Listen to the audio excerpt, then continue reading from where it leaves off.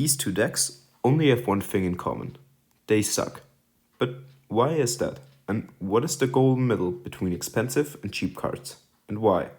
Well, in this video, we're gonna find out.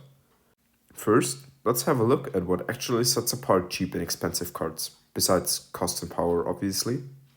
If you would put the two decks up against each other, the expensive deck would probably win. But why? Well, in Clash Royale, expensive cards, generally speaking, give you more power per elixir. A very good example for that are the Skeletons and the Skarmy, or the Musketeer and the Three Musketeers, where the more expensive card costs less than it mathematically have to when compared to the cheaper variant. So the more expensive card gives you more troops per elixir. Though, if we look at the use rates of the cards in grand challenges, we can see that both the Skeletons and the Musketeer are used more than their expensive counterparts, despite their stats being arguably worse. Now, isn't that weird? Well, not really. There are actually a lot of things that make cheap cards better.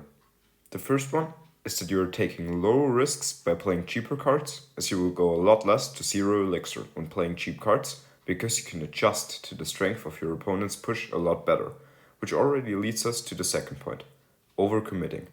With expensive cards, even if your opponent is only building a small push, you will still have to defend with a lot of elixir. Lastly, and probably most important overall, are placements, which you can benefit from so much more if you're using several cheap cards than if you'd just be using one expensive card. A good example for that is making the Mega Knight jump to your King Tower with two 1 elixir cards, which is cheaper than any single card that can counter the Mega Knight. So, in conclusion, what does all this tell us about how to build decks? Well, as with most things, it's the balance between both that actually makes a good deck.